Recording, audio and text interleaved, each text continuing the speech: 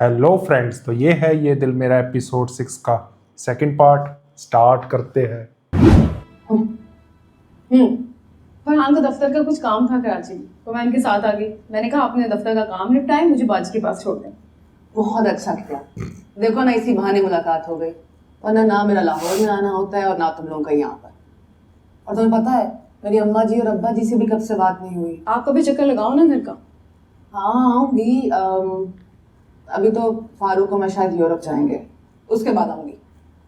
फारूक भाई कैसे हैं? बिल्कुल ठीक। इस्लामाबाद में हैं? वैसे ही आते हैं हफ्ते में 1-2 बार, तुम्हारे पास 1 या 2 दिनों के लिए। हाँ, मसरूफ होते हैं वो मायरा। ऐसा कब तक चलेगा बाजी? कैसा? तुमने अपने मुस्तकबिल का कुछ सोचा? तुमने सोचा? कैसा मुस्तकबिल मायरा? एक इतने बड़े आदमी की बीवी हूँ, शानदार शादीशुदा जिंदगी बसर कर रही हूँ। और देख और मुझे ले क्या यार, चाहिए? कुछ नहीं सोचा। शानदार शादीशुदा जिंदगी, एक ऐसी शादी जिसे दुनिया के सामने जाहिर किया है ना किया जाएगा। फारूक भाई ने तुमसे खुफिया शादी कर रखी, जिसे दुनिया के सामने वो कभी डिक्लेयर नहीं करेंगे। देखो मायरा, इस खुफिया शादी के लिए मैं खुद राजी हुई थी। फारूक ने मुझे फोर्स नहीं किया था, बल्कि उन्होंने तो खुद बोल दिया था शादी के मौके पर कि वो शादी कभी डिक्लेयर नहीं करेंगे। और वैसे भी ये सब फारूक से शादी की वजह से ही मुमकिन हो पाया कि आज हम तो इसको क्यों दिक्कत हो रही है? ये कौन लगती है, मतलब क्या लगती है? बहन है ना इसकी। आज अम्मा अब्बा तो इसको क्या मतलब, कौन सा काम रुक रहा है? जिंदगी बसर कर रहे हैं। लोग करते हैं भाई। अम्मा जी, उसके किसी काम में अड़चन आ रही होगी तो बोल रही, नहीं तो हमारे भाई एक शानदार बंगले में रह रहे हैं। और क्या तुम सबकी शादियां मैंने नहीं करवाई मायरा? क्या तुम्हें लगता है उस छोटे मोहल्ले में तुम लोगों के रिश्ते आते, वो भी इतने अच्छे घरों से? नहीं मायरा, हमारे अब्बा जी एक मामूली क्लर्क थे। 2 वक्त की रोटी तक तो नसीब नहीं होती थी हमें वहां। वहां पे अच्छे घरों से रिश्ते कहाँ से आते? तो ये सब बातें हो तुम रहने दो मायरा। मगर उन्होंने तुम पे दौलत और पैसा खर्च के कोई एहसान नहीं किया। अपने से आधी उम्र की और अपनी बेटी के बराबर की लड़की पर उनका दिल आ गया था। हफ्ता 10 दिन में तुम्हारे पास आते हैं, 1 या 2 रातें गुजार कर चले जाते हैं। इस निकाह की क्या हैसियत है बाजी? फारूक भाई ने तुम्हारी हैसियत एक मिस्ट्रेस जैसी बना रखी है मायरा। इसीलिए कह रही हूँ, 7 साल हो गए हैं, तुम अपने मुस्तकबिल का कुछ सोचो। कल को खुदा ना खास्ता फारूक भाई का कुछ हो जाता है तो तुम्हारी तो कोई हैसियत ही नहीं रहेगी। कहीं पे ये साबित भी नहीं कर पाओगे कि तुम उनकी बीवी हो।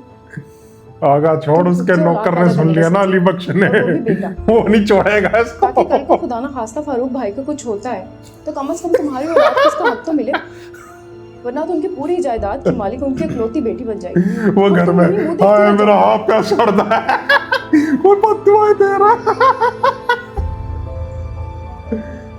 हाय मैं मर गया हूं। सही कह रही है।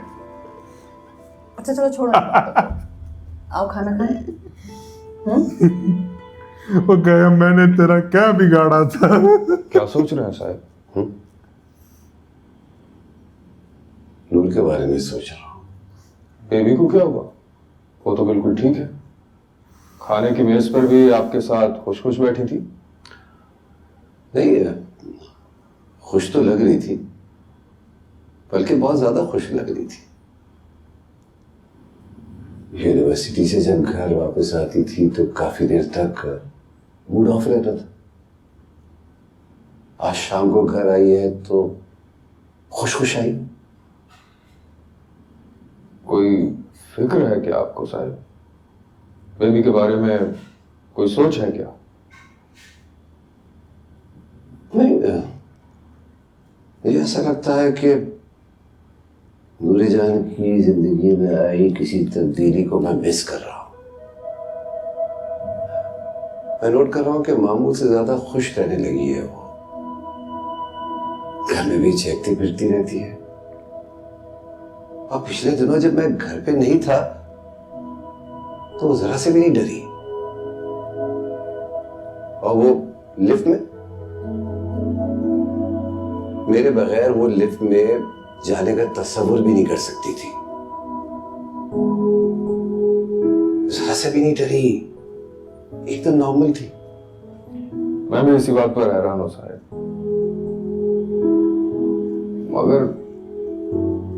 मगर साहिब ये तो खुशी की बात है। आपको किस बात की फिक्र है? तेरी बख्श, मैं परेशान नहीं हूं।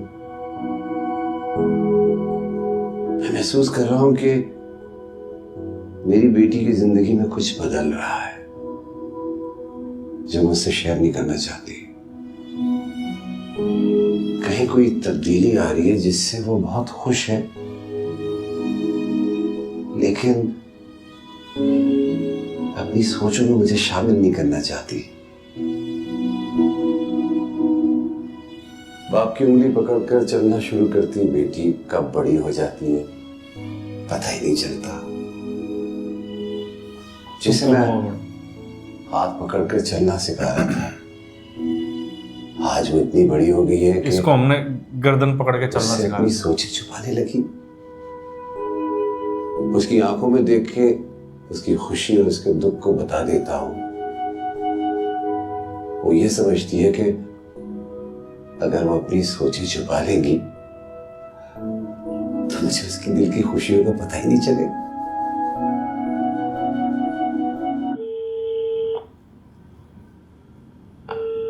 हेलो। कहाँ हैं आप? यूनिवर्सिटी नहीं गई?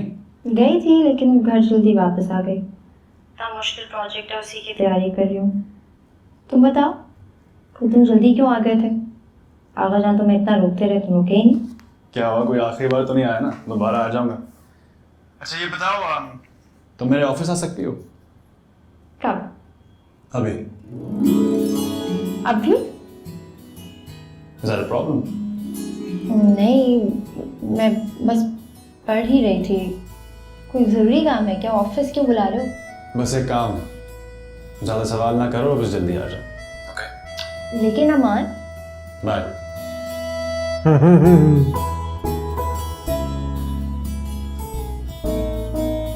कोई सरप्राइज है।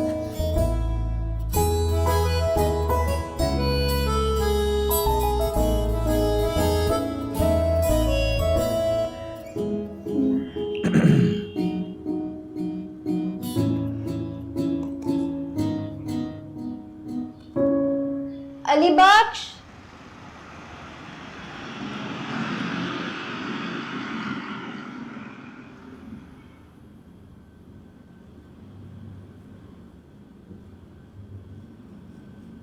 बैठो।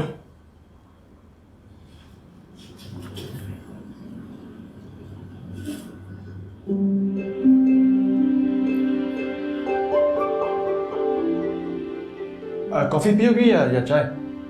कुछ भी। कुछ भी। हाँ हेलो। हाँ शाइस्ता, वो मेरे ऑफिस में 2 कॉफ़ीज़ भेज दें। नहीं अभी नहीं, 15 मिनट बाद। हाँ, और मेरी जो भी मीटिंग्स है वो कैंसिल कर दो। Okay thank you.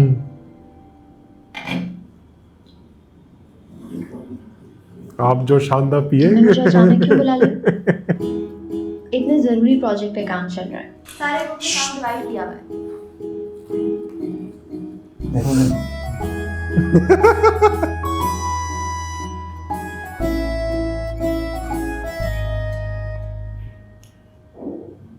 से शादी करोगी?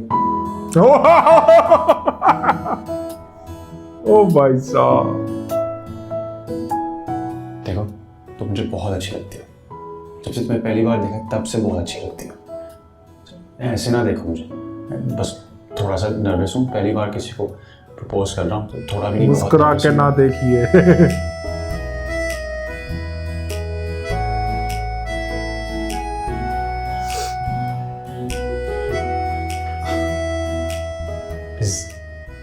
Is that a yes? तुम मान गई?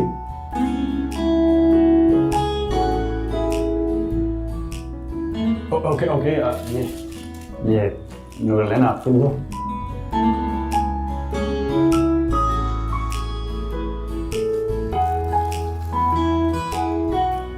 Thank you नूरल। तुम मुझे बाकी सब की तरह ऐना कह सकते हो। ओके ना, ये भी दिस इज फॉर यू। अभी मत खोलना, वो अंकल जब हमारा रिश्ता मान लेंगे तब खोलना।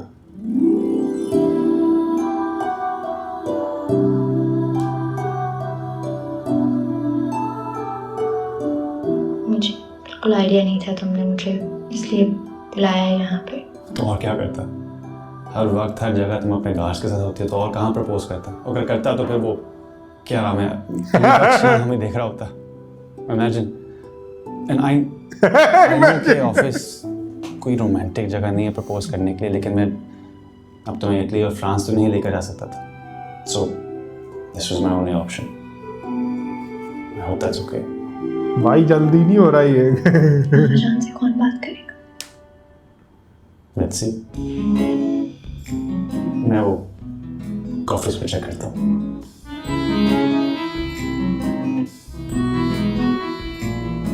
तो दोस्तों इसी के साथ ये दिल मेरा एपिसोड 6 का सेकंड पार्ट एंड होता है। मिलते हैं थर्ड पार्ट। Bye bye.